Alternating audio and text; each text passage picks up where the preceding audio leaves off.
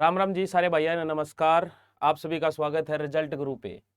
और आज का इवेंट ऐसा रहेगा कि बार बार जो क्वेश्चन पूछे जाते हैं कि भाई हरियाणा में जो एग्जाम है, जो अदर स्टेट के स्टूडेंट है वो चाहते हैं कि हरियाणा में भाई वो भी सीईटी दे।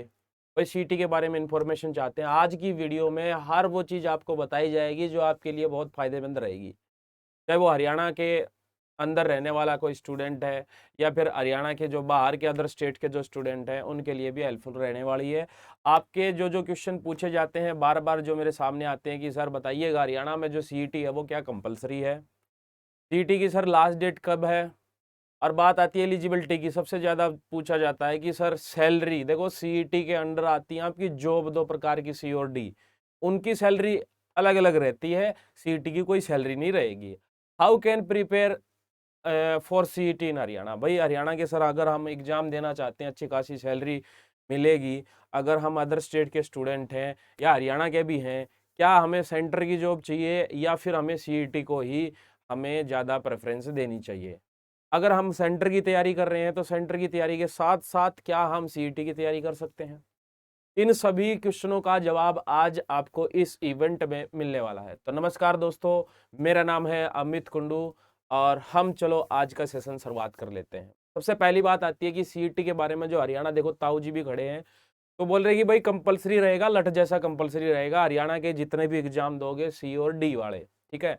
गैजेटेड वाले की बात नहीं कर रहे भाई, ठीक है। एचएसएससी जितने भी लेगा वो सीईटी के अंडर लेगा। सीईटी भाई सबसे पहले तो हमारा सीईटी है क्या।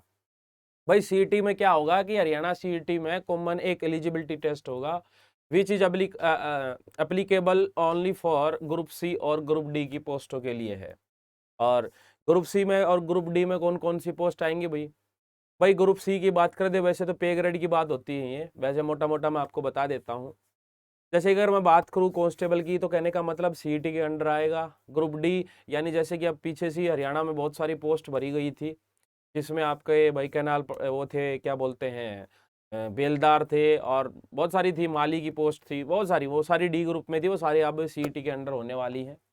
आगे जितनी भी आपकी वैकेंसीज रहेंगी टीचिंग एग्जाम्स को छोड़कर, सारी की सारी आपकी सीईटी के अंडर ही होगी। यानी कहने का मतलब अगर आप हरियाणा में जॉब करना चाहते हो तो सीईटी आपको क्वालिफाई करना पड़ेगा।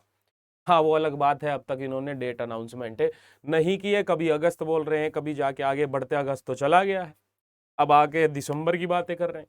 भाई सीईटी का आएगा जब आएगा, लेकिन एक चीज का ध्यान रखना, भाई हरियाणा के भी स्टूडेंट हैं उन वो भी ये चीज जानते हैं, तो जो बाहर के अदर स्टेट के भी स्टूडेंट हैं जिन्होंने सीईटी अप्लाई किया है, पहले तो मैं आपको बता दूं लास्ट डेट जा चुकी है। हाँ ये अलग बात है कि अगर री एडवर्टाइजमेंट, तो देखो आदत है हरियाणा की खट्टर सरकार, यानी उनकी आदत है बार बार री एडवर्टाइजमेंट उन चीजों को करना, ठीक है। री एडवर्टाइजमेंट तो जरूर होगा, ठीक है, जो बच्चे रह गए दोबारा भर लेंगे फिर बाद में, ठीक। अब बात आ जाती है कि अगर सर फॉर्म भी भर ले, अगर हमारी एलिजिबिलिटी देखी जाए तो एलिजिबिलिटी में क्या रहेगा। देखो ये लास्ट डेट के बारे में तो थोड़ा, हाँ, और एडमिट कार्ड पे क्या लिख रखा है, बिफोर एग्जाम से पहले ही आता है भाई, अब तक तो डेट ही नहीं आई है। एलिजिबिलिटी में क्या रहेगा, आपने 10th कर रखी है, प्लस 2 कर रखी है, डिप्लोमा है आपके पास, वो सभी के सभी आपके क्या हैं, इस सीईटी को दे सकते हैं। उम्र क्या रहेगी, 18 से 42। आप बोलोगे सर 18 से 42 में जितनी भी सी ग्रुप की पोस्ट हैं क्या उनमें एज आएगी। लेकिन यहाँ बात आ रही है कि सीईटी क्वालिफाई, आपको कौन सी जॉब मिलेगी वो तो फिर जब वैकेंसीज आएंगे, अभी सीईटी है, जब वैकेंसीज निकलेंगे वो फिर सीईटी के अंडर चले जाएगा। यानी पहले तो आपको एक प्रकार का पात्रता टेस्ट लगा लो, जैसे कि हम टेट वाले देते हैं, इसी प्रकार की है भाई, टेट वाले जो स्टूडेंट हैं वो भी देते हैं इस चीज। अदर स्टेट वाले साफ साफ लिखा भी, अदर स्टेट वाले ताऊ जी बोल रहे हैं कि बिल्कुल एकदम क्या है वो एलिजिबल है, ठीक है। अब बात करते हैं सर हमने फॉर्म भी डाल दिया, एलिजिबिलिटी भी देख ली, हमारी 12th है, ग्रेजुएशन सब कुछ हो रखा है, क्या हम सीईटी को क्वालिफाई कर पाएंगे। अगर इस चीज को जानने के लिए आपको सबसे पहले इसके सिलेबस के बारे में जानना पड़ेगा, क्योंकि अगर हम सेंटर की तैयारी कर रहे हैं तो हमें ये पता है कि यहाँ पर सेंटर में भी हम जनरल अवेयरनेस पढ़ते हैं, रीजनिंग पढ़ते हैं, क्वांट पढ़ते हैं, इंग्लिश लैंग्वेज, हिंदी और general knowledge of the state. यानी कहने का मतलब हरियाणा की जीके आएगी दबा के। अब की बार डिसाइडेड है भाई, पहले की तरह नहीं होगा कि बोल दिया कि हरियाणा जीके आएगी, हरियाणा जीके के नाम पे कुछ नहीं पूछा गया था। अब की बार बिल्कुल एकदम सीटी की सरकार रहेगी। अब बात आती है कि भाई हरियाणा हर बार चीज़ों को बदल देता है। देखो बच्चों वो तो चीज़ें आपकी बदलती ही रहती हैं, क्योंकि हरियाणा एक ऐसा ही एग्जाम है, हर वाला एक खागड़ा की लड़ाई है, और खागड़ वही जीतता जो ठाडा खागड़ होगा। यानी कहने का मतलब आपने अगर तैयारी अच्छी करी है तो ही आप उस चीज पर जो दम रखता है, जैसे कि लिखा होता है ना कि भी दम है तो इस क्वेश्चन को करके दिखाओ, वही वाली बात है। दम है तो सीईटी को करके दिखाओ।